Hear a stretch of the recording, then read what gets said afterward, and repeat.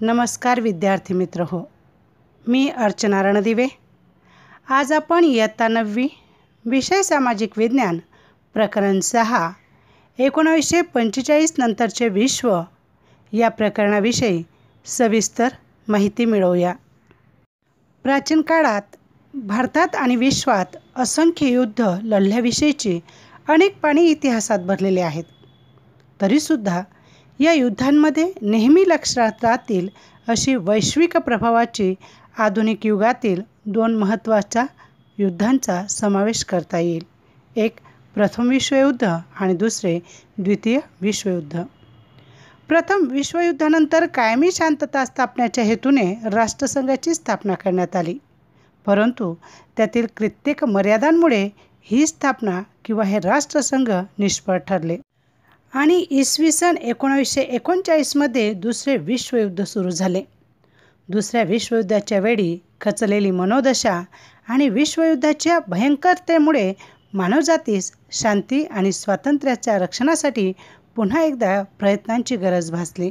परिणामस्वरूप संयुक्त राष्ट्राची स्थापना झाली 24 ऑक्टोबर 1945 मध्ये। संयुक्त राष्ट्राचे खतपत्र। संयुक्त राष्ट्राच्या खतपत्राचा आरंभ किंवा सुरुवात प्रस्तावनेने होतो आणि त्यात संयुक्त राष्ट्रसंघाचे हेतू कोणते आहेत ते दर्शविण्यात आलेले आहेत। जे हेतू आहेत ते खालीलप्रमाणे: 1. आंतरराष्ट्रीय शांती आणि सुरक्षितता प्रस्थापित करणे, यासाठी शांतीस अवरोधक किंवा अडथळा असणाऱ्या बाबींना अटकविणे किंवा दूर करणे, तसेच आक्रमणाच्या किंवा शांतिभंगाच्या कृत्यास दाबून टाकण्यासाठी परिणामकारक सामूहिक पावले उचलणे, प्रत्येक आंतरराष्ट्रीय भांडणाचा शांतिमय रीतीने निकाल लावणे किंवा ते भांडण शांतिमय रीतीने सोडवणे। 2. आत्मनिर्णय अथवा समान हक्काच्या पायावर राष्ट्रांमध्ये मैत्रीपूर्ण संबंध विकसित करणे, तसेच विश्वशांती टिकवण्यासाठी योग्य ती पावले उचलणे। 3. आर्थिक, सामाजिक, सांस्कृतिक किंवा मानवतावादी समस्यांचे निराकरण आणण्यासाठी आंतरराष्ट्रीय सहकार प्राप्त करणे, तसेच जाती, भाषा, लिंग किंवा धर्मांमध्ये भेदभाव न करता सर्व व्यक्तींसाठी मूलभूत स्वतंत्रता किंवा मानव अधिकारांविषयी आदरभाव उत्पन्न करणे। 4. अशा प्रकारच्या समान ध्येयांना साध्य करण्यासाठी कार्यान्वित असलेल्या वेगवेगळ्या राष्ट्रांच्या कार्यांमध्ये संवादितता साधणे ही केंद्रीय संस्था म्हणून कार्य करते। अशा प्रकारे खतपत्राद्वारे सिद्ध होते की युद्धास तिलांजली आणि चिरशांतीची कल्पना म्हणजेच युद्ध कधीही होऊ नये आणि जगात कायम शांतता टिकून राहावी, हे संयुक्त राष्ट्र संघटनेचे मुख्य ध्येय असे म्हणता येईल। विद्यार्थी मित्रांनो, प्रथम आणि द्वितीय विश्वयुद्धासारखे जगामध्ये तिसरे विश्वयुद्ध होऊ नये म्हणून आणि जगात कायम शांतता टिकावी या उद्देशानं 24 ऑक्टोबर 1945 मध्ये संयुक्त राष्ट्रसंघाची स्थापना झाली। परंतु तरीसुद्धा 1945 ते 1962 या काळामध्ये शीतयुद्धाची परिस्थिती निर्माण झाली। शीतयुद्ध म्हणजे प्रत्यक्ष युद्ध न होता युद्धजन्य परिस्थिती निर्माण होणे। तर अशा प्रकारची परिस्थिती का निर्माण झाली त्याचे कारणे आणि परिणाम आता आपण अभ्यासूया। दुसऱ्या विश्वयुद्धाचा महत्त्वाचा परिणाम असा झाला की इंग्लंड आणि फ्रान्ससारख्या महासत्तेजवळील वैश्विक नेतागिरी अमेरिका आणि रशियाने घेतली। प्रथम आणि द्वितीय विश्वयुद्धापूर्वी एक महासत्ता म्हणून इंग्लंड आणि फ्रान्सचे वर्चस्व होते, परंतु या दोन्ही महायुद्धानंतर ते वर्चस्व गेले अमेरिका आणि रशियाकडे। युद्धामध्ये इंग्लंड, फ्रान्स, रशिया आणि अमेरिका एका बाजूला होते, परंतु युद्ध संपल्यानंतर रशियाची शासन पद्धती तसेच विचारसरणी भिन्न असल्याने अमेरिका आणि इंग्लंड रशियापासून वेगळे झाले। इंग्लंड आणि अमेरिकेमध्ये होती लोकशाही शासन पद्धती आणि रशियामध्ये होती साम्यवादी शासन पद्धती, म्हणून हे दोनही देश रशियापासून वेगळे झालेले आहेत। या काळादरम्यान विश्व 2 भागात सत्तागट आणि लष्करी गटात विभागले गेले। सत्तेचे 2 ध्रुवात केंद्रीकरण झाले, एकीकडे अमेरिका आणि दुसरीकडे रशिया। म्हणून या कालावधीस द्विध्रुवी विश्वव्यवस्थेचा काळही म्हटलं जातं. द्वितीय विश्वयुद्धानंतर या दोन्ही महासत्तांमधील म्हणजेच अमेरिका आणि रशिया संबंध मैत्रीपूर्ण राहिले नाहीत. दोन्ही गटात असंतोषाचे वातावरण निर्माण झाले. सत्तेची ओढाताण आणि अत्यंत तंग परिस्थिती निर्माण झाल्याने या कालावधीला शीतयुद्धाचा कालावधी म्हणून पण ओळखण्यात येते. दुसऱ्या विश्वयुद्धानंतर विश्वातील मुख्य शक्तिशाली राष्ट्रांमधील सत्ता संबंधात परिवर्तन आले. नाझीवादी जर्मनी आणि फाशीवादी इटालीसमोर मित्रदेश म्हणून लढलेले आणि विजयी झालेला अमेरिका आणि रशिया हे दोन्ही विरोधी झाले आणि सत्ता गट आणि लष्करी गट बनले.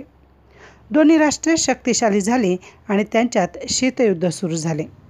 ब्रिटन आणि फ्रान्स विजयी तर झाले, पण युद्धात झालेल्या भयंकर नुकसानामुळे दोघांनी महासत्तेचा दर्जा गमावला. युद्धात पराजित झालेले जर्मनी, इटली आणि जापान हे आर्थिक, राजकीय आणि लष्करी अशा सर्व प्रकारे नष्ट झाले आणि विश्व पुन्हा लष्करी गटात विभागले गेले. तर आता आपण अभ्यास करूया लष्करी गटात विभागलेले विश्व. दुसऱ्या विश्वयुद्धानंतर युरोप आणि विश्वाचे देश एक किंवा दुसऱ्या सत्ता गटाशी जोडले गेले. दोन्ही दिशेत ध्रुवीकरणाची प्रक्रिया उत्पन्न झाली आणि गतिशीलही बनली. दोन्ही सत्ता गटांमध्ये अविश्वासाचे वातावरण निर्माण झाल्याने कित्येक लष्करी गटांची रचना झाली. सोव्हिएत संघ आणि साम्यवादापासून वाचवण्यासाठी अमेरिकेच्या प्रेरणेने उत्तर अटलांटिका महासागराच्या किनारी आलेल्या नाटो नावाचे एक संघटन रचले गेले. एप्रिल 1949मध्ये दक्षिण आणि पूर्व एशियातील लोकांच्या रक्षणासाठी दुसऱ्या लष्करी गटाची रचना झाली आणि हा गट सियाटो म्हणून ओळखला गेला आणि ह्या गटाची रचना झाली 1945मध्ये.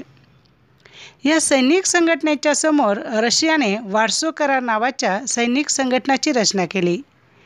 या संघटनेचे सभासद अल्बेनिया, बल्गेरिया, झेकोस्लोवाकिया, पूर्व जर्मनी, हंगेरी, पोलंड, रुमानिया आणि रशिया होते. मध्य पूर्व देशात इंग्लंडच्या प्रेरणेने सेंटो म्हणजेच बगदाद करार नावाच्या एका गटाची रचना झाली, परंतु इराकमध्ये क्रांती झाल्याने ते या सेंटो गटापासून वेगळे झाले. कालांतराने या गटाची नेतागिरी घेतली अमेरिकेने. पुढील मुद्दा अभ्यासूया. शस्त्रीकरण, निशस्त्रीकरण, परमाणु शस्त्राचे सर्जन आणि त्याचे उपयोग. शीतयुद्धाच्या दरम्यान संपूर्ण विश्वावर वर्चस्व स्थापण्यासाठी दोन्ही महासत्तांमध्ये उग्र स्पर्धा झाली आणि शस्त्रस्पर्धा तसेच शस्त्र उत्पादन वाढविण्याच्या बाबतीतही त्यांची चढाओढ सुरू झाली. अमेरिकेने हिरोशिमा आणि नागासाकीवर अणुबॉम्ब फेकून स्वतःची सर्वोपरीता सिद्ध केली. त्यानंतरच्या 4 वर्षांनी सोव्हिएत युनियनने अणुपरीक्षण करून स्वतःही अमेरिकेपेक्षा काही कमी नाही हे सिद्ध करण्याचा प्रयत्न केला. अमेरिकेच्या दक्षिण पश्चिमेस आलेल्या साम्यवादी शासन पद्धती असणाऱ्या क्युबाची नाकेबंदी अमेरिकेने 1961-62मध्ये जाहीर केली. अमेरिकेच्या आक्रमणाच्या भयाने क्युबाचे रक्षण करण्यासाठी सोव्हिएत युनियनने परमाणु शस्त्राने सज्ज असणाऱ्या मिसाईलवाल्या बोटी कॅरिबियन समुद्रात पाठविल्या. दोन्ही महासत्तांनी एकमेकांवर परमाणु शस्त्राचा उपयोग करण्याच्या धमक्या दिल्या आणि यामुळे पुन्हा जगात तिसरं विश्वयुद्ध घडतं की काय अशी सर्वत्र भीती वाटू लागली. शेवटी अमेरिका आणि सोव्हिएत युनियनच्या उच्च अधिकाऱ्यांमध्ये सर्वप्रथम हॉटलाईनवर बोलणे झाले, चर्चा झाली. त्यामुळे सोव्हिएत युनियनने स्वतःची जहाजे मागे घेण्याचा विचार करून जहाजे परत फिरवली आणि दोघांमधील युद्धाची घटना टाळली गेली. या घटनेस क्युबाचे आणीबाणी म्हणून सुद्धा ओळखण्यात येते. यामुळे दोन्ही महासत्तांमध्ये संदेशाची देवाणघेवाण सुरू झाली. दोन्ही महासत्तांमध्ये जे पूर्वी गैरसमज होते ते गैरसमज दूर होण्याचा मार्ग मोकळा झाला. दोन्ही महासत्तांनी म्हणजेच अमेरिका आणि रशिया यांनी असे ठरवले की परमाणु शस्त्राचा उपयोग विध्वंसासाठी न करता मानव कल्याणाचे कार्य करण्यासाठी करावा. संपूर्ण क्युबाच्या आणीबाणीस शीतयुद्धाच्या अंताचा आरंभ म्हणून पण ओळखण्यात येते. दोन्ही महासत्तांमधील शीतयुद्धाची तीव्रता कमी झाल्याने त्यांच्यामधील संबंध सुधारण्यास सुरुवात झाली. या महासत्तांनी परमाणू शस्त्रावर मर्यादित मुक्ती आणि त्यात कमी करण्याच्या संधीवर हस्ताक्षर केले. भारताने सुद्धा या संधीचा स्वीकार केला आहे, परंतु भारत नेहमी निशस्त्रीकरणाच्या पक्षात आहे. जोपर्यंत परमाणू शस्त्राचे संपूर्ण निशस्त्रीकरण होणार नाही, तोपर्यंत विश्व परमाणू शस्त्राच्या भयातून मुक्त होऊ शकत नाही. आशियात स्वतंत्र राष्ट्रांचा उदय. दुसऱ्या विश्वयुद्ध दरम्यान आशियाच्या पराधीन देशात स्वातंत्र्याच्या चळवळी सुरू झाल्या. भारतात ब्रिटिशाच्या भेदभावी नीतीमुळे स्वातंत्र्याबरोबरच भारताचे 2 भाग झाले. भारत आणि पाकिस्तान अशी 2 स्वतंत्र राष्ट्र अस्तित्वात आली. स्वातंत्र्यासाठीच्या दीर्घकालीन चळवळीनंतर भारत देश स्वतंत्र झाला 15 ऑगस्ट 1947. त्याचप्रमाणे ब्रिटनशीही कित्येक राष्ट्रांनी संघर्ष करून स्वातंत्र्य मिळवले, त्यात म्यानमार आणि श्रीलंका. श्रीलंका स्वातंत्र्य झाले 4 फेब्रुवारी 1948ला. इंडोनेशिया स्वातंत्र्य झाले 27 डिसेंबर 1949मध्ये. यात संयुक्त राष्ट्राचा वाटा खूप मोठा होता. आशियाई देश लाओस, कंबोडिया हे सुद्धा स्वतंत्र झाले. आफ्रिकेत स्वतंत्र राष्ट्रांचा उदय. दुसऱ्या विश्वयुद्धाचे आफ्रिकेच्या पराधीन देशांसाठी सुखद परिणाम आले. महायुद्ध पूर्ण झाले तेव्हा फक्त ओबिसिनिया, दक्षिण आफ्रिका संघ, इजिप्त स्वतंत्र होते. दुसऱ्या विश्वयुद्धादरम्यान आणि नंतर आशियामधील चालणाऱ्या देशात स्वातंत्र्याच्या चळवळीने वेग पकडला आणि स्वातंत्र्याची मागणी सुरू झाली.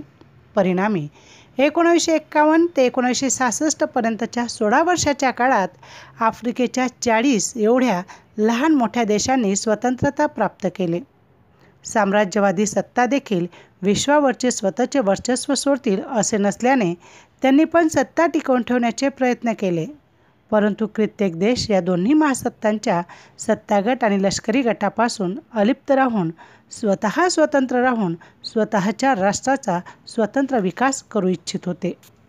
विद्यार्थी मित्र हो, तटस्थवादाची चळवळ म्हणजे काय हे आता आपण सविस्तर जाणून घेऊया.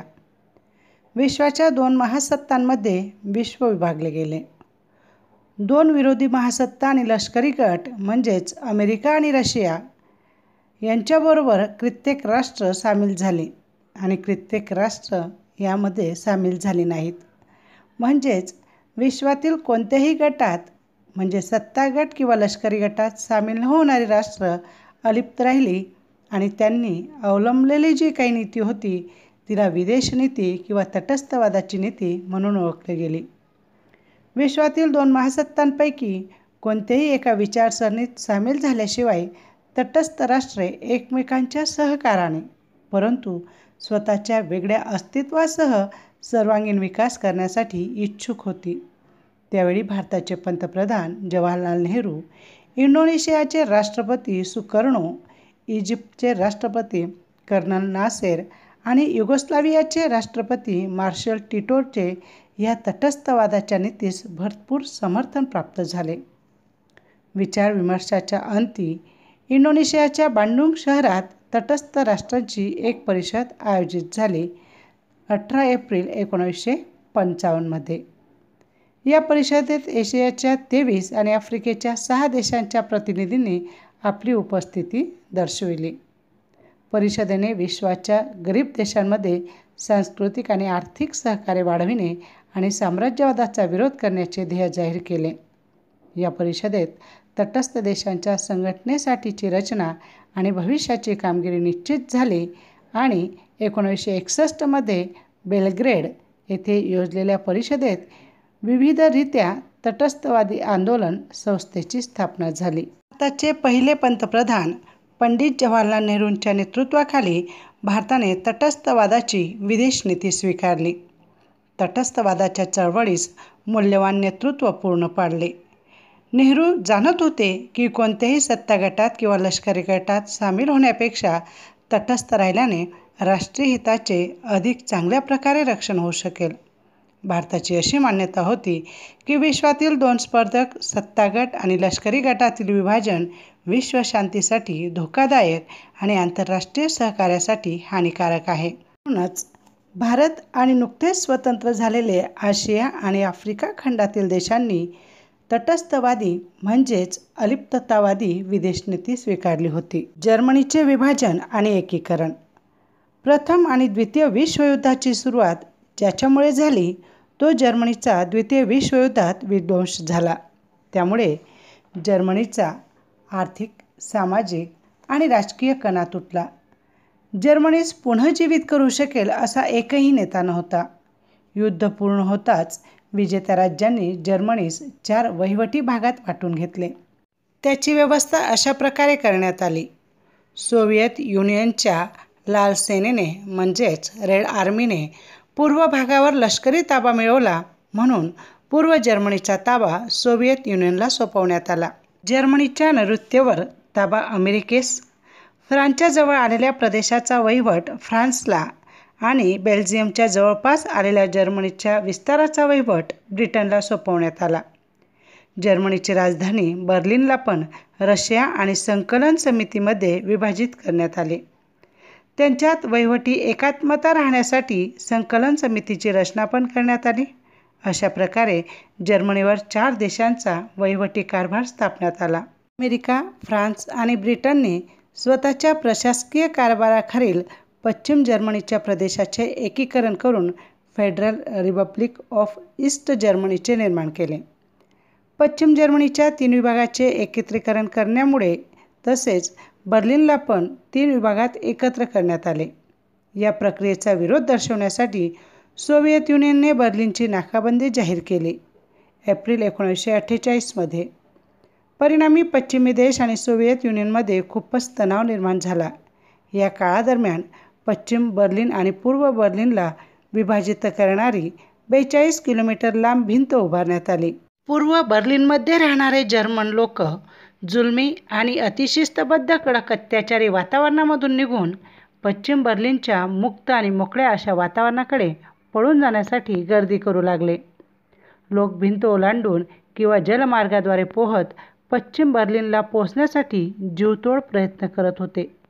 पूर्व जर्मनीचे साम्यवादी सरकार अशा पळून जाणाऱ्या लोकांना गोळी घालून ठार करीत 1990 पर्यंतच्या काळात आंतरराष्ट्रीय राजकारणात महत्त्वाची आणि दुरोगामी परिवर्तने आली, ज्यामुळे शीतयुद्धाचा प्रभाव कमी होत गेला. साम्यवादी युरोपच्या पूर्व देशातील आणि पश्चिम युरोपच्या लोकशाही व्यवस्थापन असणाऱ्या देशांमधील अंतर कमी होऊ लागले. त्यांच्यामधील अवरोधमय लोखंडी आवरण अदृश्य होऊ लागले. परिणामी सोव्हिएत संघाचे विघटन झाले. पूर्व जर्मनी आणि पश्चिमी जर्मनीमधील कटुता उत्पन्न करणारे मुद्दे न राहिल्यामुळे दोन्ही देशांमध्ये वाटाघाटी सुरू झाल्या. परिणामी दोन्ही जर्मनीचे एकत्रीकरण झाले 3 ऑक्टोबर 1990 मध्ये. बर्लिनची भिंत जी जर्मन प्रजेचे दुःख, वियोग, संताप, करुणा आणि क्रूरतापूर्वक अत्याचाराचे प्रतीक होती, तिला लोकांनी आनंद आणि उत्साहाने तोडून टाकली आणि जर्मन लोकांनी हृदयपूर्वक स्वतःचा आनंद व्यक्त केला. संयुक्त बनलेल्या जर्मनीने 1990 नंतरच्या दशकात खूप वेगाने प्रगती केली. राजकीय, आर्थिक, व्यापार, वाणिज्य, सामाजिक वगैरे क्षेत्रात प्रगती साधून युरोपातील एक संपन्न राष्ट्र बनले. 6व्या शतकाच्या शेवटच्या दशकादरम्यान म्हणजेच 1990 नंतर सोव्हिएत युनियन प्रमुख गोर्बाचोवच्या उदारमतवादी नीतीमुळे सोव्हिएत युनियनच्या विचारसरणीत आलेल्या परिवर्तनामुळे सोव्हिएत युनियन म्हणजेच रशियाचे विभाजन झाले. सोव्हिएत युनियनचे शांतिपूर्ण विभाजन हे विश्व राजकारणाची शंकास्पद घटना म्हणता येईल. मिखाईल गोर्बाचोव साम्यवादी पक्षाचे नवीन महामंत्री म्हणून सत्तास्थानी आले. मिखाईल गोर्बाचोव उदारमतवादी नीती अनुसरणारे होते. रशियाने विज्ञान आणि टेक्नॉलॉजीच्या क्षेत्रात खूपच चांगली प्रगती केली. अमेरिकेसारख्या महासत्तेसमोर रशिया शक्तिशाली होता. गोर्बाचोवच्या ग्लासनोस्त आणि पेरेस्ट्राईका, ग्लासनोस्त म्हणजे मोकळेपणा, स्वातंत्र्य आणि पेरेस्ट्राईका म्हणजे आर्थिक आणि सामाजिक सुधारणेची नीती. या नीतीमुळे सोव्हिएत समाजवादी प्रजासत्ताक संघात स्वातंत्र्य मिळवण्याची तीव्र इच्छा जागृत झाल्याने सोव्हिएत संघाचे घटक राज्य एकानंतर एक स्वतंत्र झाल्याची घोषणा करू लागले. त्यासाठीची प्रक्रिया सुरू झाली. हळूहळू सोव्हिएत युनियनच्या वहिवट तंत्रावर साम्यवादी पक्ष, अंमलदारशाही आणि लाल सेना यांची पकड सैल होऊ लागली. सोव्हिएत युनियनच्या विभाजनाची प्रक्रिया सुरू झाली इसवी 1990मध्ये. शेवटी देशातील एकूण 15 राज्यांपैकी 14 राज्य स्वतंत्र झाल्यावर ही विभाजनाची प्रक्रिया पूर्ण झाली डिसेंबर 1991मध्ये. तर ह्या सोव्हिएत युनियनमधून जी काही 14 राज्य म्हणजेच देश स्वतंत्र झाली ती कोणकोणती त्याविषयी आपण त्यांची नावं जाणून घेऊया. Estonia, Latvia, Lithuania, Kazakhstan, Kyrgyzstan, Tajikistan, Turkmenistan, Uzbekistan, Belarus, Moldova, Ukraine, रूस, आर्मेनिया, अझरबैजान आणि जॉर्जिया ही 14 राज्य सोव्हिएत संघातून वेगळी झाली. विद्यार्थी मित्रांनो, विघटन होण्याआधी क्षेत्रफळाच्या दृष्टीने सोव्हिएत संघ विश्वातील सर्वात मोठा देश होता आणि विघटन झाल्यानंतरही रूस म्हणजे रशिया जगातील सर्वात मोठा देश आहे.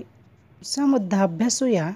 आंतरराष्ट्रीय क्षेत्रात भारताचे योगदान. स्वातंत्र्यानंतर भारताने आंतरराष्ट्रीय क्षेत्रात महत्त्वाचे योगदान दिले आहे. विश्वात साम्राज्यवाद, संस्थानवाद, काळा गोऱ्यामधील रंगभेद. साम्राज्यवाद म्हणजे एका देशाने दुसऱ्या देशावर आपलं साम्राज्य प्रस्थापित करणं, ती संस्थानं आपल्या वर्चस्वात घेणं आणि पुन्हा काळ्या गोऱ्यामधील जो रंगभेद होता, ही जी काही दूषणे होती ही नष्ट करण्यासाठी ज्या ज्या देशांमध्ये चळवळी चालल्या होत्या त्या चळवळींना भारताने नेहमी पाठिंबा दिला, समर्थन केलं. संयुक्त राष्ट्राच्या आदेशानुसार भारताने कोरियाच्या युद्धात जखमी झालेल्या सैनिकांना वैद्यकीय सेवा, औषधे आणि डॉक्टरांची तुकडी पाठवली. गांजा, सायप्रस, कांगो, श्रीलंका वगैरे देशांमध्ये आणीबाणीची परिस्थिती उद्भवली असता संयुक्त राष्ट्राच्या शांती स्थापक दलामध्ये भारताचे सैन्य पाठवून त्या देशात शांती आणि सुरक्षितता टिकवून ठेवण्यासाठी तसेच विश्वातील लोकांच्या स्वातंत्र्य आणि सुख समृद्धीसाठी करण्यात येणाऱ्या सर्व प्रयत्नांना भारताने सक्रिय सहकार दिला आहे. विद्यार्थी मित्रांनो, जगामध्ये शांतता प्रस्थापित करण्यासाठी जी संयुक्त राष्ट्राची स्थापना झाली 24 ऑक्टोबर 1945मध्ये, त्या संयुक्त राष्ट्राजवळ स्वतःचे सैन्य नाही. जी सुरक्षा समिती आहे संयुक्त राष्ट्राचे एक अंग, त्यामध्ये स्वतःचे सैन्य नाही. ज्या ज्या वेळेस सैन्याची किंवा शांती दलाची गरज पडते त्या त्यावेळेस संयुक्त राष्ट्र संघटनेमध्ये सभासद असलेल्या राष्ट्रांना आपल्याकडून सैन्य त्या ठिकाणी पाठवावं लागतं आणि ते सैन्य शांती स्थापनेचं कार्य करतं. तर राष्ट्राच्या महासभेत परमाणु शस्त्राचे संपूर्ण निःशस्त्रीकरणाचा ठराव प्रस्तुत करून भारताने शांतीच्या इच्छेस वाचा दिली आहे. घातकी शस्त्राचे उत्पादन बंद करून सैन्याची संख्या कमी करून जो पैसा आपण घातकी उत्पादनासाठी आणि सैन्यासाठी खर्च करतोय तो पैसा आपण विश्वातील गरीब आणि उपासमारीने पीडित प्रजेच्या आर्थिक, सामाजिक विकासासाठी करायला हवा, अशी मागणी भारताने नेहमी संयुक्त राष्ट्रासमक्ष केली. अशा प्रकारे विश्वशांती हा भारताच्या विदेश नीतीचा मुख्य सिद्धांत आहे. विश्वशांतीसाठी राष्ट्रांमध्ये सहकार करणे, विश्वास निर्माण करणे आणि सामंजस्यपूर्ण वातावरण स्थापण्यासाठी भारताने सदैव प्रयत्न केला आहे. आता आपण अभ्यास करूया भारताचा अन्य देशांशी असलेला संबंधांविषयी. भारताचा अमेरिकेशी संबंध. भारत आणि युनायटेड स्टेट्स USA हे दोन्ही प्रजासत्ताक देश आहेत. भारत आणि युनायटेड स्टेट्समध्ये अनेक समानता असूनही भारत आणि युनायटेड स्टेट्सच्या संबंधात सतत चढ उतार येत राहिले. कधी अमेरिकेशी आपले चांगले संबंध प्रस्थापित झाले तर कधी वाईट. स्वातंत्र्यानंतर भारताने कोणत्याही सत्तागटात सामील न होता तटस्थवादाच्या नीती स्वीकारले हे आपण पाहिले, जे युनायटेड स्टेट्सला आवडले नव्हते. त्यांना आशा होती की भारत लोकशाही गटात सामील होईल, कारण की भारताने सुद्धा लोकशाही पद्धत स्वीकारली होती आणि अमेरिकेत सुद्धा लोकशाही पद्धत अस्तित्वात आहे. पण भारताने तटस्थवादाची नीती स्वीकारली कारण की भारताला स्वतःची आर्थिक स्थिती विकसित करायची होती. जम्मू काश्मीर बाबतीत पण अमेरिकेने पाकिस्तानचीच बाजू घेतली. पाकिस्तान अमेरिकेच्या सत्ता गटात आणि लष्करी गटात सामील होते, तर भारताने तटस्थवादाची नीती स्वीकारली होती. ह्या कारणास्तव भारत आणि अमेरिका यांच्यात संबंधाचा विकास झाला नाही. सर्वग्राही परमाणु परीक्षण संधी आणि सर्वग्राही परमाणु परीक्षण प्रतिबंध संधीवर भारताने हस्ताक्षर करावे असा आग्रह अमेरिकेने केला. परंतु दोन्ही संधी भेदभावयुक्त आणि राष्ट्रीय हितास नुकसानकारक असल्याने भारताने त्यावर हस्ताक्षर केले नाही. स्वतःच्या अपेक्षा आणि आग्रहाचे अपमान झाल्याने अमेरिका भारतावर नाराज झाले. जेव्हा भारताने पोखरण राजस्थानमधील पोखरण येथे सफळ परमाणु परीक्षण केले 1998मध्ये, तेव्हा त्याची गंभीर नोंद घेतली. त्यांनी भारतासमोर कित्येक प्रतिबंध लादले, परंतु कालांतराने ही प्रतिबंध किंवा नियंत्रणे हलकी झाली, सैल झाली. आर्थिक आणि टेक्निकल क्षेत्रातही भारतात अमेरिकेची मदत होत आहे. अमेरिकेतील न्यूयॉर्कच्या वर्ल्ड ट्रेड सेंटरवर 11 सप्टेंबर 2001 रोजी झालेल्या आतंकवादी हल्ल्यानंतर दोन्ही देशांच्या संबंधात खूप सुधार आला आहे. भारताने पण आर्थिक क्षेत्रात प्रगती साधली, ह्याचा पण ते स्वीकार करतात आणि दोन्ही देशांमध्ये मैत्रीपूर्ण गाढ संबंध व्हावेत अशी ते इच्छा व्यक्त करीत आहेत. सप्टेंबर 2014 आणि 2015मध्ये भारताचे पंतप्रधान नरेंद्र मोदी अमेरिकेच्या मुलाखतीस गेले होते आणि त्यांनी संयुक्त राष्ट्राच्या महासभेलाही संबोधिले होते. युनायटेड स्टेट्स अमेरिकेचे राष्ट्रपती बराक ओबामा यांनी 26 जानेवारी 2015 रोजी भारताच्या 66व्या प्रजासत्ताक दिवसानिमित्त मुख्य अतिथी म्हणून भारताची भेट घेतली. भारतीय गणतंत्र दिवसामध्ये भाग घेणारे ते अमेरिकेचे प्रथम राष्ट्राध्यक्ष. अशा प्रकारे भारत आणि अमेरिकेच्या संबंधात सुधारणा होत आहे. आतंकवादाच्या प्रश्नासंबंधीही दोन्ही राष्ट्रांचे प्रमुख चिंतित आहे. भारत आणि सोव्हिएत युनियन म्हणजेच रशियामधील संबंध. भारतात अवजड उद्योग स्थापण्यामध्ये संरक्षण क्षेत्रात सज्ज होण्यासाठी सोव्हिएत रशियाने आर्थिक आणि तांत्रिक मदत केली. काश्मीर प्रश्नासंबंधी सोव्हिएत युनियनने भारताचाच पक्ष नेहमी घेतला. संयुक्त राष्ट्राच्या सुरक्षा समितीमध्ये काश्मीर मुद्द्यावर भारताच्या विरुद्ध ठराव होऊ नये यासाठी कित्येक वेळा व्हीटो सत्तेचा उपयोग केला आहे. व्हीटो सत्ता म्हणजेच नकाराधिकाराचा वापर करून काश्मीर प्रश्नासंबंधी वैश्विक स्तरावर भारताच्या मताचे समर्थन केले. अशा प्रकारे भारत आणि रशियाचे गाढ आणि मैत्रीपूर्ण संबंध आहेत. भारत शेजारी देशाबरोबरचे संबंध. भारत पाकिस्तान. भारतात स्वातंत्र्य मिळाल्यानंतर लगेचच भारत पाकिस्तानामधील संबंध तणावपूर्ण राहिले. भारत आणि पाकिस्तानमध्ये इसवी सन 1948, 1965 आणि 1971मध्ये असे 3 वेळा युद्ध झाले, ज्यात प्रत्येक वेळी पाकिस्तानचा पराभव झाला. दोन्ही देशात ताशकंद करार आणि सिमला करार झालेला असूनसुद्धा पाकिस्तान या करारास निष्ठापूर्वक अनुसरत नाही किंवा त्या कराराप्रमाणे आजही त्या नियमांचं पालन करत नाही. 1999मध्ये भारत आणि पाकिस्तान युद्ध झालं, ज्याला आपण कारगिल युद्ध म्हणून ओळखतो. दोन्ही देशाचे प्रमुख स्वतःच्या शांतिमय समाधानाद्वारे निवाडा आणण्याचा प्रयत्न करीत आहे. भारत-चीन संबंध. भारत आणि चीनमधील संबंधाची सुरुवात झाली 1954मध्ये असे म्हणता येईल. जेव्हा चीनने स्वतःच्या सरहद्दीचे नकाशे प्रकाशित केले तेव्हा भारत आणि चीनमधील संबंधात दरी पडली. या नकाशात चीनने भारताचा बराच मोठा विस्तार स्वतःच्या अधिकृत आहे असे दर्शविले, ज्याचा भारताने तीव्र विरोध केला. भारत आणि चीनमधील सरहद्द दर्शवणारी मॅकमोहन रेषेचा चीनने अस्वीकार केला, त्यामुळे दोन्ही देशांमध्ये मतभेद उभे झाले. चीनने भारतावर आक्रमण केले 1962मध्ये आणि जे प्रदेश त्याने स्वतःचे आहेत असे दर्शविले होते त्यावर त्याचा ताबा मिळवला.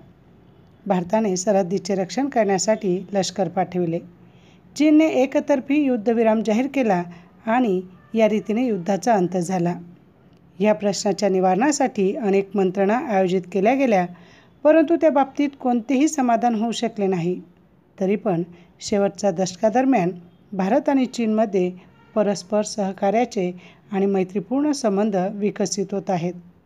भारताचे पंतप्रधान नरेंद्र मोदी आणि चीनचे राष्ट्रप्रमुख जिनपिंग यांच्यात रिव्हरफ्रंट अहमदाबाद येथे सौजन्यपूर्ण मुलाखत झाली 2014 भारत बांगलादेश संबंध. बांगलादेशास बऱ्याच संघर्षानंतर स्वतंत्रता मिळाली. इसवी सन 1971 एक स्वतंत्र सार्वभौम राष्ट्र म्हणून बांगलादेशाचा उदय झाला. यापूर्वी बांगलादेश पाकिस्तानचाच एक भाग. एक नवोदित राष्ट्र म्हणून भारताने बांगलादेशास आर्थिक, टेक्निकल आणि भौतिक साधनांची खूप मदत केली. परंतु कित्येक बाबतीमध्ये भारत आणि बांगलादेशात मतभेद निर्माण झाले. गंगा नदीच्या पाण्याचा उपयोग आणि वाटप यासंबंधी उभ्या झालेल्या मतभेदाचे चर्चेद्वारा समाधान करण्यात आले. अतिवृष्टी, वादळासारख्या नैसर्गिक आपत्तीच्या वेळी भारताने बांगलादेशास यथायोग्य प्रमाणात मदत केली. दोन्ही राष्ट्रात 2015 विवादित जमीन विस्तार आणि त्या क्षेत्रातील लोकांच्या नागरिकत्वाच्या प्रश्नांचे निवारण वाटाघाटीद्वारे आणले आहे. भारत-भूतान संबंध. भारताने भूतानशी कायमी शांती आणि मित्रतेचा करार केलेला आहे. भूतानने पण संरक्षण आणि विदेश नीतीसाठी भारतास विश्वासात घेण्याचे स्वीकारले. भारताने भूतानला संदेश व्यवहार आणि वाहन व्यवहाराच्या विकासासाठी मदत देण्याचे स्वीकारून संबंध मजबूत बनविले. भारताचे पंतप्रधान नेहरूंनी भूतानची मुलाखत घेतली होती 1958 भारताच्या राष्ट्रपतींनी भूतानची मुलाखत घेतली 1970 भूतानला UN सभ्य बनविण्यासाठी भारताने मदत केली. भारत आणि भूतानमध्ये कधीही तणाव निर्माण झाला नाही. भारताचे पंतप्रधान नरेंद्र मोदींनी भूतानची मुलाखत घेतली होती. त्या दरम्यान झालेल्या चर्चेत पंतप्रधान म्हटले होते की भारत प्रगती करेल तर त्याचा सरळ प्रभाव शेजारील देशांवर पडेल.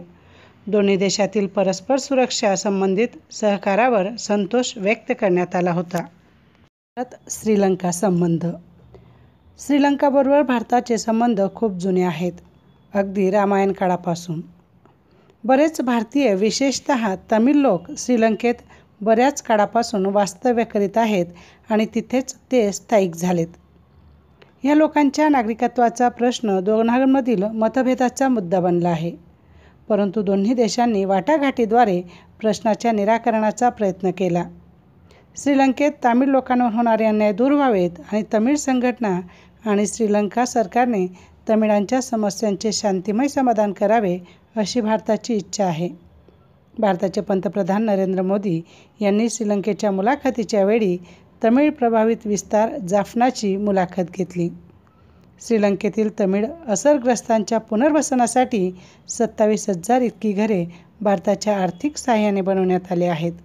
आज भारताचे श्रीलंकेबरोबर संबंध मैत्रीपूर्ण आहेत. भारत-नेपाळ संबंध.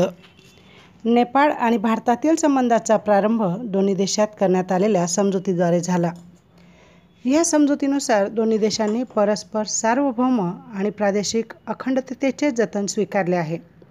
तसेच दोन्ही देशांच्या नागरिकास एकमेकांच्या देशात मुक्तपणे म्हणजे स्वतंत्रपणे विहार म्हणजे फिरण्याचे स्वीकारलेले आहे.